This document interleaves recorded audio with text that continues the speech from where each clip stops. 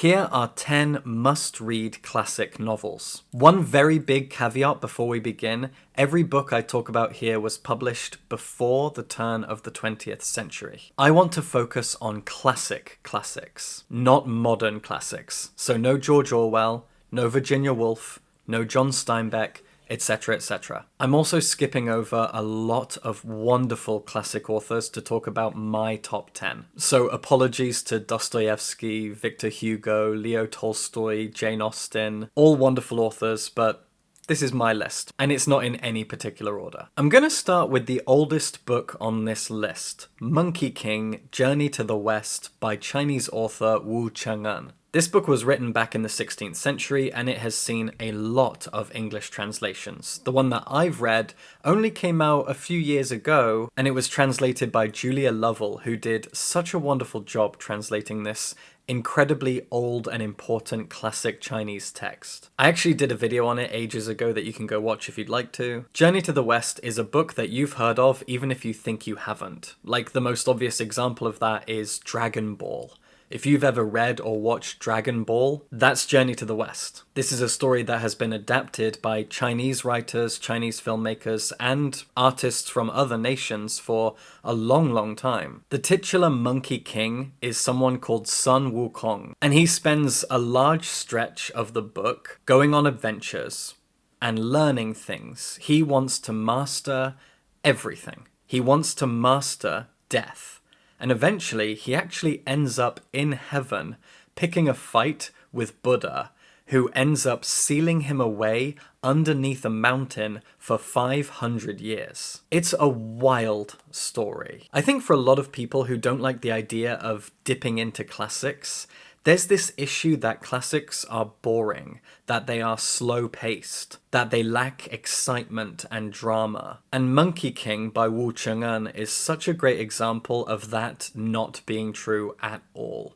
This is a very campy, fun, flamboyant, excitement-fueled book. It's a book of adventures. It's a book that moves really quickly, especially Julia Lovell's translation, which is admittedly a lot shorter and snappier than other translations you can read. In her translation, she manages to distill all of the wackiness and excitement of this book all together into a really fun, frolicking adventure. Monkey King will take you by surprise if you've never read it. It is just a wonderful, funny, and fun-filled adventure story. If you're a fan of Norse mythology, Greek mythology, definitely check this out. Next, there's no point in putting this off. If you know anything about books and Bao, you know what my favorite novel is, and that is Frankenstein by Mary Shelley. And once again, speaking to the people who perhaps don't want to get into classics or are nervous about it, read Frankenstein. It's pretty short, and it's utterly camp, theatrical, dark, frightening, gothic, everything that you would want an exciting story to be. But Frankenstein was also the first ever work of science fiction, and one of the great gothic novels of all time. Frankenstein was written by a teenager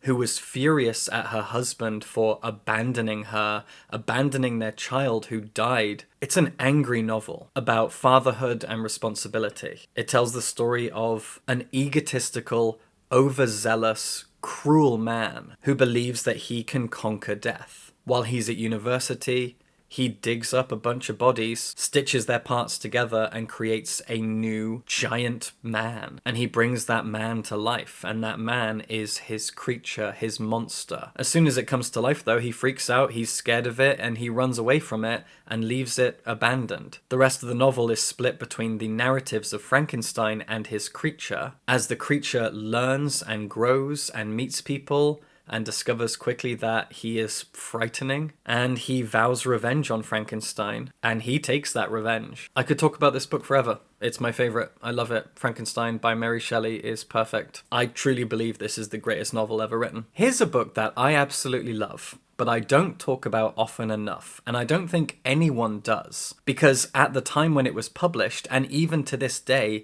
it is so often overshadowed by its contemporaries. This is North and South by Elizabeth Gaskell, which is a book that on one hand could so easily be compared to the works of Jane Austen, and on the other, compared to the works of Charles Dickens. It is very much those two authors met in the middle. It tells the story of a wealthy southern woman called Margaret Hale, who has had to move up to an industrial town in the north of England, and there she meets this really cruel capitalist called Mr. Thornton. And this is about their romance, but it's also a lot more than that. The Dickensian side of the novel is about a workers' uprising against Mr. Thornton. Trade unions striking and taking a stand against their unfair capitalist overlord. And Margaret Hale coming to grips with the fact that Victorian industry is a terrifying, horrible, dangerous, deadly place. And yet amongst all of this, love can bloom. North and South is fantastically underrated. If you like the idea of Jane Austen meets Charles Dickens, written by an author who is very passionate about workers' revolts and workers' rights, check this out. I mentioned before that Frankenstein was the first ever science fiction novel. Science fiction was born in the 19th century and continued to grow. So let's talk about the two godfathers of science fiction, H.G. Wells and Jules Verne. Jules Verne was a French author who wrote a number of fantastic, timeless,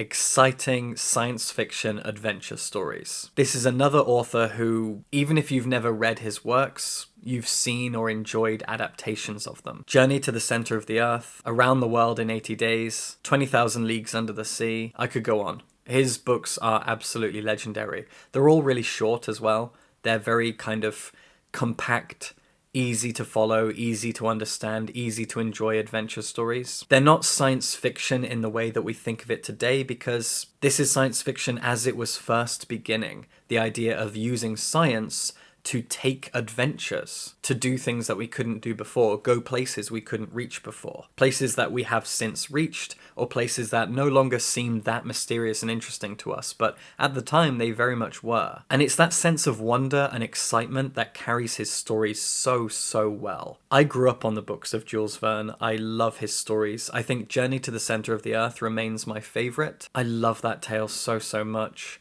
I remember reading it with this wide-eyed wonder as Jules Verne tries to imagine what could be out there, could be beneath us, could be above us. Oh, beautiful stuff. And then there's H.G. Wells, the English equivalent of the French Jules Verne, if you like. But H.G. Wells's books are less exciting adventure tales and more political allegories. This is where we come to realize that science fiction is very literary, very powerful, very political and allegorical. This is an English writer who was ashamed of and angry at English imperialism. He hated the British Empire, and he wrote War of the Worlds as a "how would you like it?" to the British government, to the British Empire. That's why War of the Worlds is set in England. England is invaded by Martians who start terraforming the land, killing people, molding it to their liking. It's him being very angry at colonialism. And it's also a really terrifying story. The Time Machine is another absolute classic. A book that again allegorically explores things like class dynamics and racial disparity, but is also a really creepy, strange, exciting story about someone jumping millions of years into the future to see where evolution has taken us and what the Earth will look like. His imagination was incredible. He had a bountiful imagination and also a lot of anger that he wanted to express through allegory. Oh, amazing stuff. It shouldn't be any surprise that I've focused here primarily on Gothic stuff and science fiction stuff, because those are genres that I love and genres that were being created and seeing a kind of golden age in the 19th century. So I want to talk about The Castle of Otranto, a book that, again, a lot of people haven't read and maybe even don't know about. The Castle of Otranto was written by Horace Walpole, and it was published in 1764, which means that it predates every other Gothic book. This is the origin of the Gothic within literature. And it's a wild ride. It is a very strange book. Horace Walpole was a really weird guy. He was best friends with the poet Thomas Gray. Thomas Gray used to spend a lot of time at Horace Walpole's house, which I've been to. Strawberry Hill House in London is a house that he turned into a very eccentric Gothic castle, very colourful, very extreme and strange, full of paintings and suits of armour and four-poster beds. It's insane. And in that house was a big open fishbowl, which you can go and see if you visit the house. And Walpole's cat drowned in that fishbowl, and Thomas Gray wrote a poem about it. By the way, if it wasn't clear when I said that they were best friends, like they were definitely together. But queer erasure, history, Britain. Walpole had a dream in that house, a nightmare, that inspired him to write The Castle of Otranto. This novel, if you read it now, makes almost no sense. It is extremely surreal and strange. It tells the story of a princess called Isabella, who is engaged to this young man, who is suddenly, out of nowhere, crushed to death by a giant knight's helmet that falls from the sky. And before she can escape, her betrothed's father says, "I'll marry you instead," and as far as I remember, locks her away in a dungeon that she then needs to escape. I actually don't remember it that well, but I remember being so just confused and almost frightened by the surreal qualities of this book. This is where the Gothic began. This is the book that gave the Gothic so many of its tropes, inspired by a Gothic castle that its author built to live in. Such an eccentric man, such a strange book. I need to reread it. The Castle of Otranto is something else entirely, but if you want to know where the Gothic began, if you want to read a very strange 18th century novel, check out The Castle of Otranto. Another absolute classic masterpiece is The Picture of Dorian Gray by Oscar Wilde. This was the only novel he ever wrote. He wrote fairy tales, short stories, plays, and this one short novel. Oscar Wilde was a genius. There is no secret to that. He had a mastery over the English language that is, to this day, unparalleled. If you read The Picture of Dorian Gray and you've never read it before, you will be astonished by the fact that almost every page, every line can be quoted as a piece of beautiful linguistic, aesthetic perfection. It's amazing. And you probably already know the story of The Picture of Dorian Gray. A man has his painting painted, and that painting begins to age instead of him. And so he hides it away in his attic. He starts living a very hedonistic life, boldly traveling, sleeping around, doing whatever he wants. But every sin that he commits is added to that painting. The painting becomes older and uglier even before its time because of the hedonistic, selfish behavior of Dorian Gray himself. It's an absolutely gorgeous novel. I'm actually very annoyed I can't find my copy. I have this beautiful purple hardback copy and I don't know where it is. I haven't seen it in ages. Anyway, Dorian Gray is perfect. It's an amazing novel. Oscar Wilde was a genius and the greatest wordsmith the English language has ever had. After Frankenstein, my second favourite classic novel is definitely Wuthering Heights by Emily Bronte. I've talked about this book before, I did a dedicated video on it. I've read this book multiple times and I love it to pieces. Wuthering Heights is a book that is often misunderstood, as I've talked about in the past. People seem to understand this as a romance, like a really classic piece of romantic fiction. But it's not romantic, it is post-romantic, it is gothic. And while there is love in it, it is tragic. And the love that exists is between the most horrible people imaginable.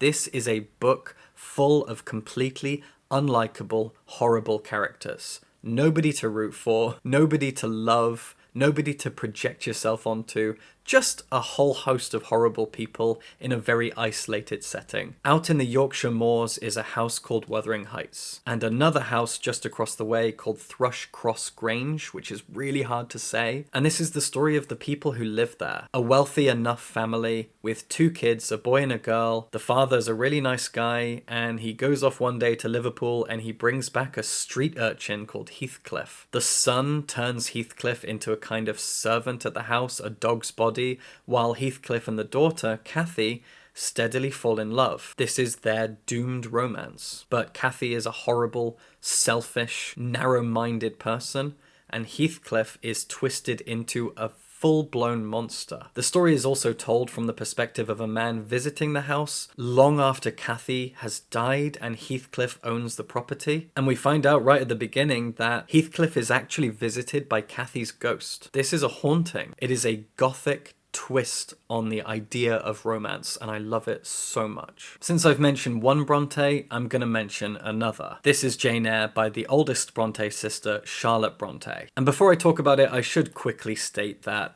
I've mentioned a few books here that I think are often overlooked, and I confess that I have, to this point, completely overlooked the works of Anne Bronte, and I really need to fix that. Everyone overlooks Anne, and I feel terrible about that. Anyway, here's Jane Eyre, an undeniably wonderful novel. This is the book that Charlotte Bronte is best remembered for, and this is a romance. Far more than Wuthering Heights, this is actually a romantic book that some people call gothic, other people call romantic, and you can kind of go either way, honestly, with this. Most people know the story of Jane Eyre, or at least roughly. The titular Jane Eyre takes a job as a governess at this place called Thornfield Hall, a big, beautiful country manor in England, and her boss is a man called Edward Rochester, who will eventually become her love interest. But Rochester is a very secretive man, and there are secrets at this house. This is the book that kind of invented the idea of a house full of secrets, and in that way, it's very, very gothic, because so many ghost stories, haunted house stories,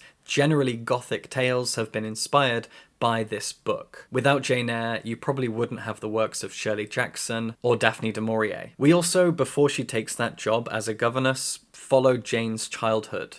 We learn a lot about what it was like growing up in her family and where she studied before she eventually becomes old enough to take this job as a governess. We really get to know Jane in a very intimate way. We are in her head throughout the whole novel. We know her inside and out. We know her feelings, we see her actions, and we grow very, very attached to her. And in that way, it's nice that this is such a lengthy book, because you really, really understand everything she goes through, and there is a lot of tragedy in here. The secrets that get revealed are traumatizing and frightening and really, really shocking. This is a book that takes a lot of shocking twists and turns that I swear, if you haven't read it, really will surprise you and leave you feeling pretty agog, which is a word I've never used in my life. Dracula is a younger novel than you typically think it is. It was written in 1897, which makes it almost 100 years younger than Frankenstein, even though those two books are so often talked about in the same breath. And understandably so, these are stories that created iconic monsters. And while Dracula wasn't the first vampire novel, it's the one that stood the test of time. It's the one that people think of,